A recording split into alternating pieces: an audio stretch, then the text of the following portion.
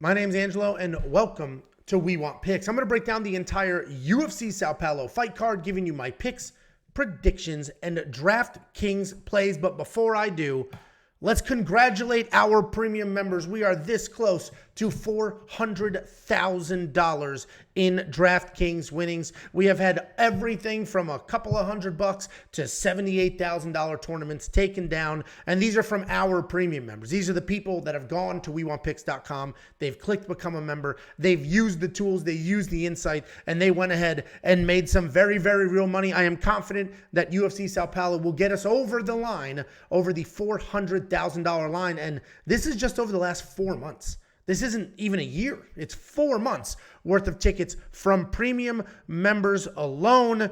The one I love the most is B Nasty. B Nasty made it $51,000, and his comment here says, I can't believe they even allow you guys to offer these tools. I literally did my lineups this morning. I picked 3 people. The optimizer did the rest, and that's the key here because a lot of people have an optimizer. You can find other optimizers out there, but what makes this optimizer the best DraftKings optimizer in the game are the numbers that will be populated here come Friday afternoon. This is the ownership projections, the scoring projections. Those numbers is basically just a fancy calculator, and those numbers are the base of the calculator. It uses that. It uses the salaries. It uses the insight and spits out some lineups.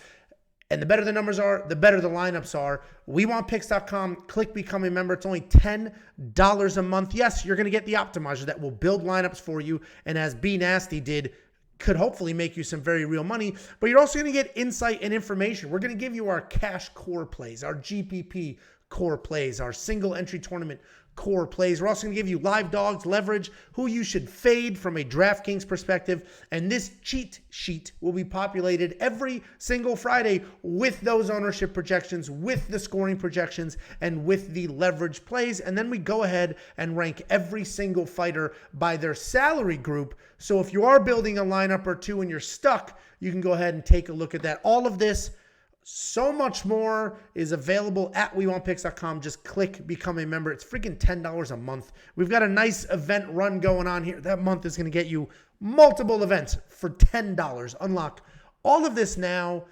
Let's go ahead and break down this card. We've been 2 weeks in the works here. We had no fights last week, but the salaries were out. And then we had a couple of fight swaps. A little bit of a weird situation, but we do have 13 full and complete fights. 3 people missed weight on the scales. It is not going to affect any of my picks. Nope, the scales looked off, meaning people were missing weight, but they looked fine. So I'm totally good with it. Nobody looked like they were sucked out, about to die or cave over, anything like that. So let's go ahead and break down this card. As always, we will start at the bottom and work our way to the top. And opening up the UFC Sao Paulo fight card, we have Kaue Fernandes taking on Marc Diakiese. Marc Diakiese's been around for a little while. Started as a striker, a good striker at that. He would work the body, work the legs, and then come up top. He was pretty heavy coming forward, and he was a good, solid, clean striker. Then, right around this time, whoa, did I just hit puberty in the first 5 minutes of this video? Then right about this time, he was taking on Viacheslav Borshev. And Viacheslav Borshev is a nasty kickboxer. So Marc said, you know what, let me wrestle for this fight. You can see 11 takedowns. And it worked out well for him. And because it worked out well for him, he changed his entire identity. He is now a wrestler. 11 takedowns, 8 takedowns, 2, he just has become a wrestler. And if he's not wrestling, like in the Joel Alvarez fight, he had a couple of takedowns, but you can tell he was a little afraid to go to the ground with a guy like that. So he was striking. And you would think, oh, Marc Diakiese, he was a clean, busy striker that would work the legs and work the body. He abandoned all of that. He's spinning around in a circle like a ballerina, trying to take people's heads off with spinning back kicks and spinning back fists. It was stupid. He doesn't seem to be this. It's like he's lost who he is as a fighter. I really just railroaded that guy. Holy crap. He's taking on Kaue Fernandes. This guy is a UFC debut. So you're not going to see any data here. But he's a loose striker. He's a powerful striker. He's going to bounce around on his toes, stay outside of the pocket, and then he's going to come rushing in with speed and power. He is a no vignale fighter. That's a fight gym, if you're not very familiar with it. People like Renan Barão came from there. They used to be a bigger deal about 7-8 years ago, but maybe they're having a resurgence similar to what Shooterbox is doing. And like so many of the fighters at that gym, he's got solid takedown defense and very slick BJJ. He gets a little flashy with his striking when he's comfortable, but he can be focused and technical at times. I like Fernandes to get this done. He is the underdog in this spot. It has less to do with Fernandes and his skill set, even though the skills are there, and more to do with the fact that Marc Diakiese, like I said, I feel like he's lost his identity. I feel like he doesn't know if he's a wrestler. He doesn't know if he's a striker anymore. He doesn't ever seem comfortable. And somebody like Kaue Fernandes, who's comfortable on the ground, comfortable on the feet, I think could get this done and can win this fight. $7,600, not a terrible price point, but obviously a UFC debut against somebody with as many UFC fights as Marc Diakiese is always a little worrisome. Then we have Eduarda Moura, another UFC debut, taking on Montserrat Ruiz. Eduarda Moura is a grappler. She's got solid takedowns, good submissions. She's very aggressive with her grappling. She wastes no time. Come right across the cage, just throw a couple of bombs, just sloppy striking to get that jiu-jitsu going, to get the wrestling going. The striking is just there to set up takedowns. She's very aggressive. She's very solid, very good grappler. She's coming off a Contender Series win back in August, but she's expensive, $9,400. It's going to be tricky if she's worth it or not because she's fighting Montserrat Ruiz or Conejo. The names are wild for some reason here, meaning everywhere you look her up, she's got a different name. But she's a national wrestling champion. So she's a very, very good wrestler. She wants to come forward. She wants to initiate those takedowns. But she doesn't always get the wrestling going, and that's problematic because she also gets taken down. Jacqueline Amorim took her down. Amanda Lemos never got that far. You can see this fight lasted all of, it doesn't say what time. It lasted all of 2 seconds. She ran across, boom, blasted, was put out. But fine, that's Amanda Lemos, fought for a belt, very, very good. The Vlismas fight is the one that makes me concerned. Yes, 4 takedowns. But if you go watch that fight, it was 4 7-year-old side headlocks. Like literally the side headlocks we tell the children in youth wrestling camp, stop doing that. That's trash technique. It's a Hail Mary thing. It should never be your go-to takedown. It's important to know it, but it should not be your first move. And it is her first move. So yes, national wrestling champion on paper, but in actuality and execution, the takedowns are headlocks. She gets taken down. The one takedown she had against Jacqueline Amorim, she caught a kick. So I actually do think Eduarda Moura is going to out-grapple, out-wrestle the national wrestling champion in Montserrat Ruiz. Montserrat does get finished. Eduarda may be worth that price point if she's going to get the takedowns, going to get the control, going to get the submission. I certainly don't think Montserrat is worth the $6,800 because she hasn't shown us that she's tough. If she was tougher, this Lemos loss is what it is. But the Jacqueline Amorim loss, if she was a little tougher in that fight, then I might say she's worth it. Like, she'll stick it out. Maybe she can get some, but I don't think so. So really comes down to if you trust Eduarda Moura as a UFC debut at that price point to get in there and finish Montserrat Ruiz. In all likelihood, she should be in 1 or 2 of your lineups for sure. Then we have Denise Gomes taking on Angela Hill. This is another interesting fight. Denise Gomes is the favorite, slight favorite here, but is the favorite. She's 15 years younger than her opponent. She's got big power in her hands. She can wrestle and grapple as well. She's going to come forward and bomb, like big power in her hands. This Yaryui win was a very impressive win because she was a massive underdog. Look at this. She's actually never been a favorite until, this isn't good. This isn't good. You know how that goes. These fighters have some success as underdogs. They become favorites and then they shit the bed. But anyway, she was an underdog against Bruna Brazil, dropped her, got that done. Was an underdog against Yasmin Yaryui, put her out quick as hell. That was like less than a minute into the fight, 20 seconds or something crazy. And what it tells me, though, is that she's not afraid. She doesn't care what the odds are. Nothing matters to her. She's going to go out there and try to get it done on her own. And because of that, I do think she wins this fight. I don't think she's going to be intimidated by Angela Hill. And I think she's going to be very, very tough, very, very aggressive with the striking, continue to push forward. $8,400, it's tricky because I think she wins. I have a bet on her to win. Angela Hill, let's move over here. Angela Hill is a very durable fighter. Try to find, look at this. That's a win. That's a win. Try to find, 1 submission loss, 2 submission losses. Look how many fights she has in the UFC. She has 2 finished losses in the last, 2015 is 2023, in the last 8 years. 2 finish losses, and they were submissions. While Denise Gomes is a decent grappler, she's not running out there looking for submissions. So with all of that being said, I do think Denise Gomes wins, but she's fighting Angela Hill. I just scrolled through the wild experience that Angela Hill has. And if honestly, Mackenzie Dern wasn't submitting her, maybe she buttoned some things up. I just scrolled through all of that experience. She's not dangerous, but she is a busy striker. She's got good footwork and tons of fight IQ. Angela Hill's a decent underdog. I think Denise Gomes wins. With that being said, Denise Gomes could actually put up some real numbers if she is, one of the first person to TKO or KO Angela Hill in the UFC. I don't think that's necessarily going to happen. I do think she could beat up Angela, come forward, have some success, look pretty good at times. I'm probably not going to draft her because anytime I count Angela Hill out, she freaking Godinez is us, where all of a sudden, she keeps her opponents out of their game plan and pulls off the upset win. I mean, she was $7,000 and got that win there. So I'm going to go ahead. I'm not going to put Denise in my lineup, but, I may regret that if all of a sudden she's the first person to make Angela Hill actually look old and slow. Then we have Vitor Petrino taking on Modestas Bukauskas. $9,000 for Vitor. And typically, he's been worth it, right? The Anton Turkal's fight, 7 takedowns, put up 116 points. Marcin Prochnow, 4 takedowns. The eventual finish put up 104 points. And actually, look how funny this is. This is why we always are very high on people we know for a fact are going to wrestle. We know for a fact are going to get in a whole bunch of takedowns and some control time, because he scored more points in a decision win than he did in a finish win. And this wasn't like a come from behind finish. He had 9 minutes and 39 seconds of control time and then a finish. But at 5 points per takedown, you could rack those points up pretty quickly. So anyway, Vitor Petrino, he's got I'm showing you all the wrestling stats, 4 takedowns, 7 takedowns. He's actually a striker. He does have good wrestling, obviously. He's got jiu-jitsu, but he's got a wildly powerful left hook. He's a dangerous striker. He comes forward, he bombs away, and he is turning into a grappler as of late. You don't typically see that transition. It's usually the other way around.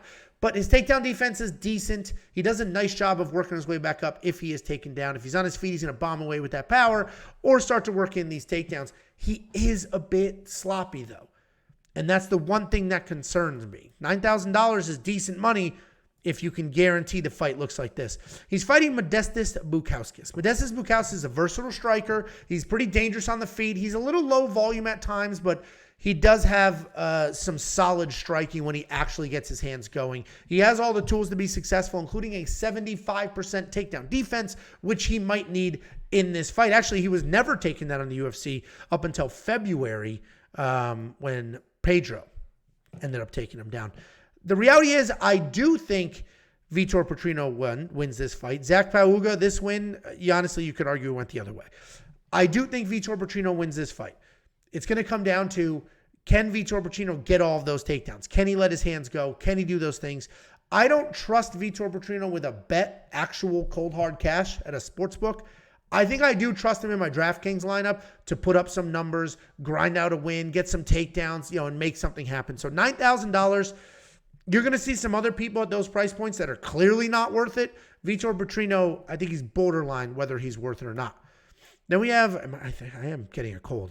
Getting a little stuffy here. That's why my voice cracked. It's not puberty. It's not low testosterone. My voice cracked earlier because I have a cold. That's all it is. It's not low testosterone. Then we have my favorite fighter on this card. $9,100 for Rinat Fakhretdinov should be in your lineup. I mean, should be in your lineup. 130 points. 130 points. 109 points. I mean, this 0 takedowns, still put up 130 points. 7 takedowns, 5 takedowns. He absolutely should be in your lineup. This guy is a non-stop wrestler. He will just come forward, grab a leg. Come forward, grab a leg. Come forward, grab a leg. And he's just going to take you down, take you down, take you down. Has cardio for weeks.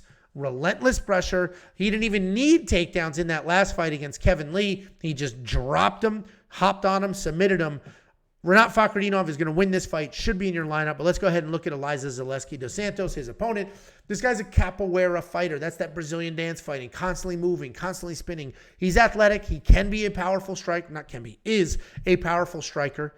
He's very active. He's always doing something. He does have decent cardio. He is very dangerous. He is coming off this win over a Bubakar Nurmagomedov where he was taken down, but he had success striking.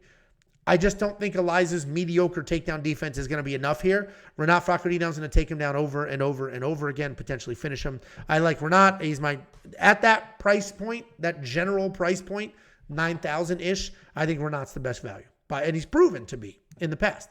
Then we have Daniel Marcos taking on Victor Hugo. Daniel Marcos, this guy's an effective striker. He's got some power. He's accurate. Does a nice job working combinations together and coming forward. He is going to throw 1-2s, and then he's going to fly in the sky, spin around. He gets very exciting.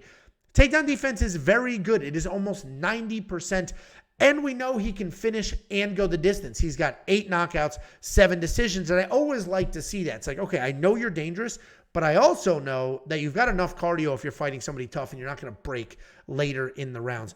I do think Daniel Marcos is going to win this fight. $8,900 is a lot of money, but let's go ahead and look at Victor Hugo, his opponent. This guy's a big guy.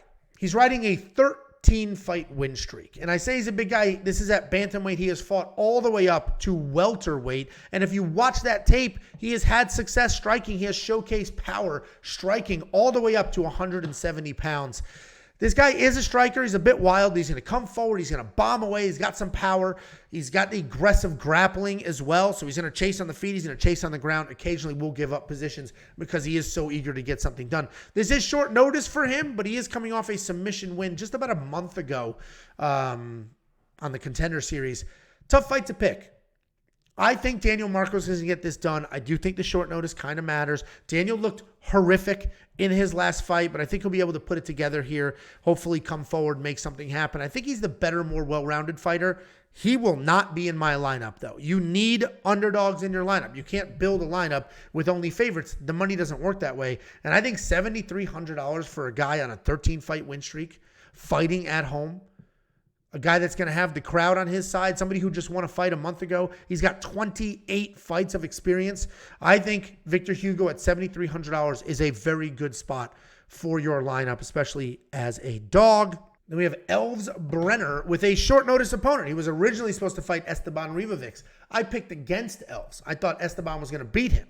I said Elves gets a little too much credit for this Garam win because Garam was beating him. Elves was literally a few minutes away from losing a decision. And then he pulled out that big boom, like neck punch that got it done. Great for him. A valid win. Wasn't a bad decision. Valid win. Good for him. I thought he got a little too much credit. And I thought Esteban Ribovics, Elves' original opponent, was going to be able to beat him. I had a bet on him and everything. Esteban's off. Elves stays on. He has a new opponent. I think Elves wins this new matchup. Elves Brener is solid. He is solid. He's a very good grappler. He's going to come forward. He's going to work in his takedowns. He did have 2 against Garam, who's got very good takedown defense. He also has that power. We saw the power in that last fight. We've seen it previously as well. He likes to throw bombs in the pocket. He's a solid, athletic guy who has no problem getting into a firefight. He has no problem working in the wrestling. He has no problem grappling. He is dangerous, as we know, and we also know he's tough. Garam was beating him on the feet. Garam was sort of touching him up, but Elves had Elves had one of the nastiest cuts you're going to see that where fight wasn't canceled. And he just continued to come forward, didn't give up on himself, kept throwing bombs. Very tough, pretty well-rounded guy. Not the cleanest, most technical striker, though, and Garam showed us that. Garam exposed Elves from a striking standpoint until that big power landed. And the reality is this is a fist fight. Anybody can get knocked out at any moment. He is fighting UFC newcomer, short notice step up, Kaynan Kruschewsky, which I definitely pronounced that wrong. I threw some random Russian accent in there for no reason. He's Brazilian, as you can see here.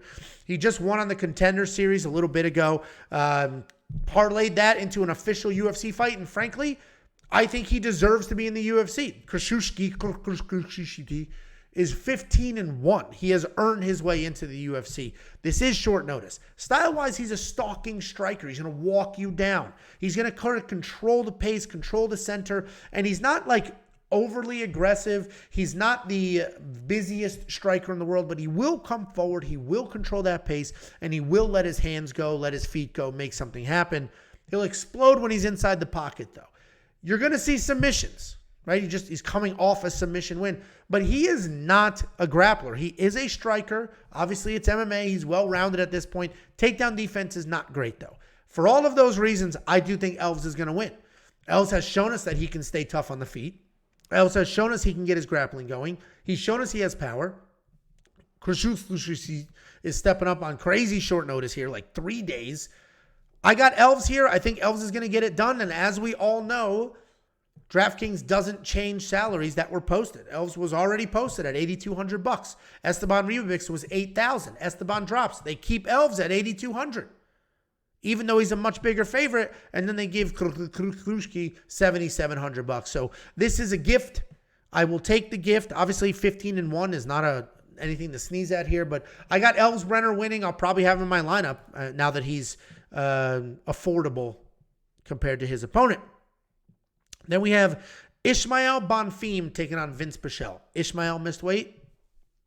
So did Vinc Pichel. They both missed weight, so they're both fat idiots. Anyway, Ismael Bonfim, he missed by 3.5 pounds. That is a lot, and I'm sure he was sweating it out, meaning like not literally sweating it out, because if he did, he would have made weight, but sweating it out like, uh-oh, if Vince doesn't want to fight me, I don't have a fight. But he looked good on the scale. He didn't look sucked out, so doesn't change anything here. Ismael Bonfim is aggressive. He's flashy. He'll leave it all out there. He will come forward. He will bomb away. He does have high-level boxing experience. He does have high-level BJJ, and he sort of ignores both of those things to just get into a firefight and let his hands go and try to put on a show. He absolutely decimated Terrence McKinney in his UFC debut. And then he lost to Benoit Saint-Denis. And everybody said, oh, fraud checked. But we now know how freaking good Benoit Saint-Denis is. So I wouldn't say Ismael was fraud checked. I would say, wow, Benoit's very good. Ismael Bonfim, I think he is as good as we were giving him credit for after this McKinney win. I think he's that good. And we know Terrence is chinny, but Ismael showed takedown defense in that fight as well. Showed takedown offense in that fight. He showed all of his skills, even though it was a pretty quick fight. I think Ismael Bonfim wins this fight, but I don't think he's worth $9,500, and I'll tell you why. He's taking on Vince from Hell Pichel. This guy is very, very tough. Let's see the toughness. Okay? Let's see the toughness. Sure. Khabibulov got him in his UFC debut 11 years ago. I got that math. 11 years ago, he got finished in his UFC debut. And then obviously he was submitted by Gregor Gillespie. Gregor Gillespie, nasty, insane wrestler. Outside of that, Vinc Pichel, yeah, he's 41 years old. Yeah, he missed weight. Yeah, he hasn't fought in 18 months. But he is tough. He is gritty. He's not an easy guy to just get out of there. I think Ismael wins this fight. No question. I think he wins this fight. But is he going to be putting up $9,500? I don't think so. I don't think he's going to be worth that salary point, because Vinc Pichel can be, he's not necessarily technical, but he does have solid takedown defense. He will stay busy with his hands. He will come forward. He can have solid aggressive wrestling as well. He does get taken down, though. He's been taken down 23 times. 23 times in the UFC. His takedown defense is only 23%. I think he's a tough old bird that's not going to get pushed out of here very quickly, and Ismael's not going to be worth the salary. I think Ismael wins. I don't think he should be in your lineup. And those are decisions you have to make on cards like this. Somebody that you're very confident in, but not confident enough to spend the salary on. Then we have what is essentially a pick'em. This line keeps flipping. We have Armen Petrosian taking on Rodolfo Vieira. This is striker versus grappler. It's very simple. Just like the main event, essentially. Rodolfo Vieira. Well, let's talk about Armen, because he's the one who's up, and why the hell would I talk about the guy who's not on the screen? Armen Petrosian is a fun striker. He's a professional kickboxer, or at least he was before he transitioned to MMA. He can be a bit of a brawler at times. He can get sucked into a firefight. He does rely on his chin, but he's got some power. He's got mediocre takedown defense, but very good scramble and get-up skills. This guy's a striker through and through. He just beat Christian Leroy Duncan. You could see he was the underdog here at $7,600. And he beat Christian with just good old-fashioned clean technique. It wasn't crazy, no spinning, no nonsense, just clean technique while Christian was trying to put on a show, and he ended up getting that win. He's taking on Rodolfo Vieira. Rodolfo Vieira is the opposite. He is not a striker. He's a grappler. He has world-level BJJ skills and experience. He wants to come forward. He wants to get it to the ground, and that's where he's going to shine. Couple of red flags. One, we saw cardio issues, right? In this Fernandes fight. This was against Fluffy Fernandes. He beat the brakes off of that dude in the first round. Came out in the second round, had negative cardio, ended up getting finished. It was clear after that fight, though, he seemed to get the cardio under control. I think he was like wildly embarrassed and seemed to put it back together. This Chris Curtis fight was very telling in a good way. All of a sudden, yes, his takedowns looked atrocious. He could not take down Chris Curtis. Chris Curtis has very good takedown defense. But his striking actually looked good. I think he won a lot of those striking exchanges. A lot of them. And honestly, the only reason Rodolfo really lost this fight convincingly is because he kept diving at legs and not getting takedowns. And that's just a bad look. But what we saw here is A, good clean striking. And B, okay, he does have cardio. He was continuing to shoot takedowns even at the end of the fight when he was losing. And then the other thing we saw in his last fight is he got dropped. He was almost knocked out 2 different times in the first round. And this is a guy who historically says, I don't like fighting. But he was almost dropped. He was almost put out, but he sucked it up. He stayed in there. He did not quit on himself. He didn't turn his head. He came out in the second round, won that fight. So we know that he has cardio. We know he can hang with some of the better strikers. We know he can take a shot and then just put himself together and come forward. Obviously, Cody Brundage is a very different person than Armen Petrosian. Cody Brundage has the worst fight IQ anybody has ever seen. So I don't know if Rodolfo can withstand the same getting dropped from Armen, then get back up and just get a takedown and win the fight. But what I do know is all of a sudden, Rodolfo Vieira is a fighter. He's proven to be a fighter, not just a BJJ nerd. I might shoot my shot. I'm not going to put him in a cash lineup because that's just a little too risky. But if I have a couple of tournament entries, my friends league, I may have Rodolfo Vieira in there. We get him at sub 8,000. And if he wins, he should put up some decent numbers and be worth that money, as we have seen him do in the past. Armen Petrosian's takedown defense is not very good. Rodolfo Vieira is going to have a massive edge in the grappling. Armen's going to have a massive edge in the striking. Whoever wins this fight is going to look great. The other person's going to look absolutely terrible. I'm going to lean the Rodolfo side here. Then we have Caio Borralho and Abus Magomedov. Caio Borralho, a tried and true grappler. This guy's going to come forward. He's going to shoot his doubles, get his takedowns. They're very well timed. They're solid takedowns. Once he gets to the ground, he's got nice control, and he's going to try to work for submissions. He's got that long striking stance. It's almost like he doesn't know what kind of striker he wants to be. He's got that long karate-style striking stance, and he's going to use that to sort of touch and go a little bit, and then he's going to explode into takedowns. Caio Borralho is very good. Caio Borralho has not lost a fight yet in the UFC. He has been worth his salary sometimes. You would think that a guy who has not lost yet in the UFC that is a dominant grappler would always be worth his salary. But $7,800 for 77 points, sure. He was an underdog. He was affordable, but didn't cover his salary. $8,900 for 80 points, didn't cover his salary. $9,000 for 75 points, didn't cover his salary.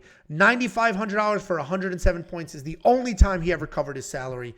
I think Caio Borralho wins this fight. He's not worth the $9,200 for me, but I do say that with a little bit of caution because he's fighting Abus Magomedov. This guy just got finished by Sean Strickland. And at the time, it was shocking. Sean Strickland is not a finisher. He's just a busy striker. People thought Sean Strickland could win the fight just by his volume and his forward pressure, but not necessarily by finish.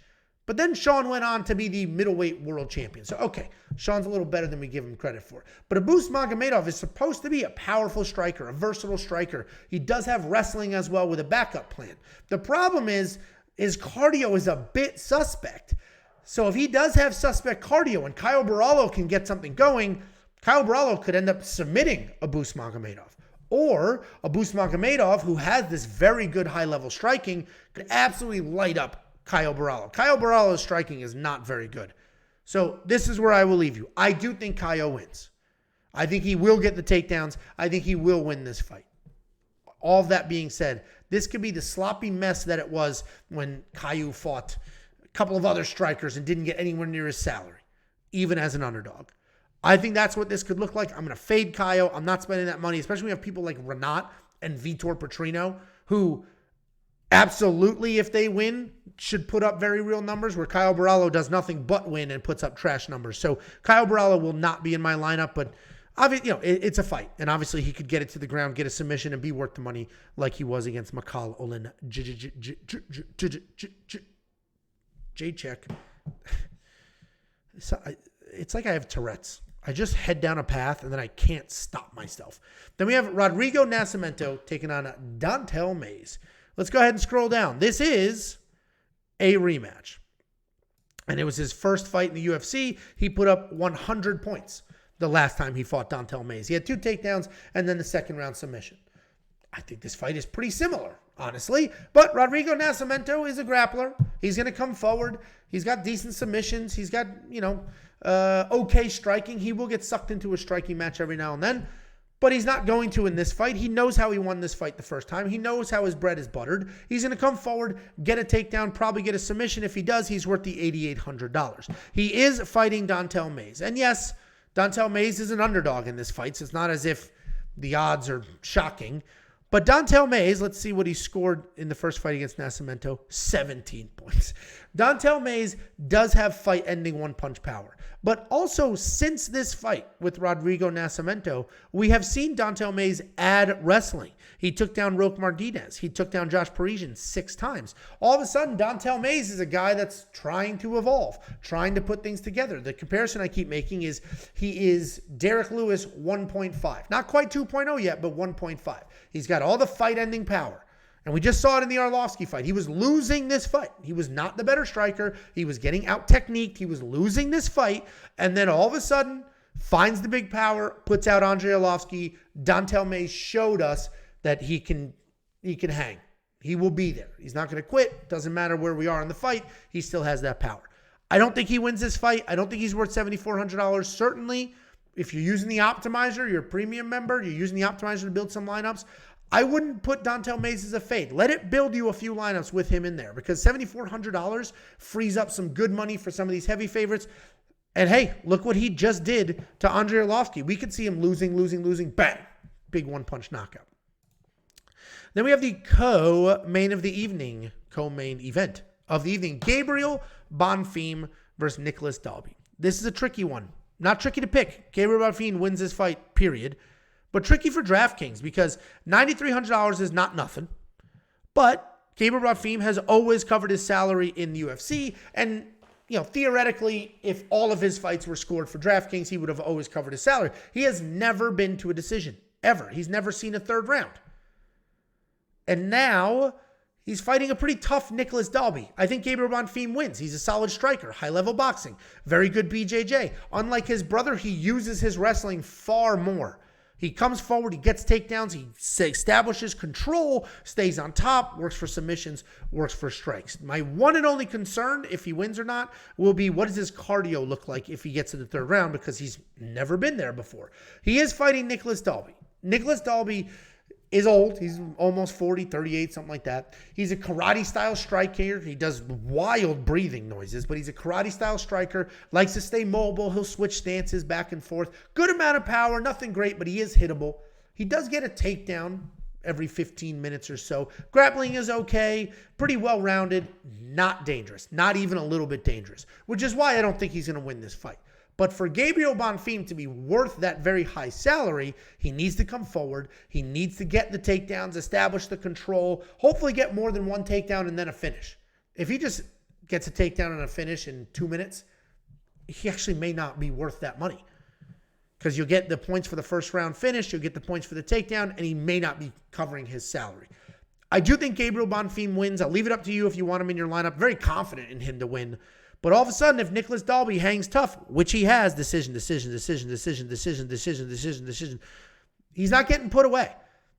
So we'll see how good Gabriel Bonfim is. I mean, we know he's a finisher. We know he's very, very solid. But if he can finish Nicholas Dalby, he'll be worth the money. If he goes to a decision and there's not a whole bunch of takedowns, he may not be worth the money. So pretty iffy pick there as far as DraftKings is concerned. And then we have the main events of the evening. Jailton Almeida, $9,600. And you're going to say, that's wild. Look how expensive that is. Let's look at his scores. 104, 125, 121, 114, 118. He's covered that every single time. Did he score 130? No. That's a Rinat Fakhretdinov thing. But $9,600, I would honestly, when I build my lineups to take Jacob's money in our Friends League, I'm going to have Jailton and I'm going to have Rinat. Jolton Almeida has established himself as an absolute savage beast of a grappler. He comes forward, and everybody's going to be like, he throws the same kick and takedown. Who gives a shit? What's Derek Lewis going to do about it? He comes forward, gets the takedown, and then people are not getting up on him. They're just not. That's why he has so few takedowns. Obviously, Anton Turkalj got up a few times. Abrakarminov got up a few times, but he establishes control. 7 minutes and 28 seconds of control in 2 rounds. And he got the finish in the second round. He basically was in control every single second of that fight before the finish. Same with the Turkalj fight. Same with the Parker Porter fight. Same with the Marquez fight. Same with the Rosenstruck fight. He has complete control of every second. And there's people, including Josh the Web guy, talking about his striking is it's terrible. It might be. We haven't seen enough of it.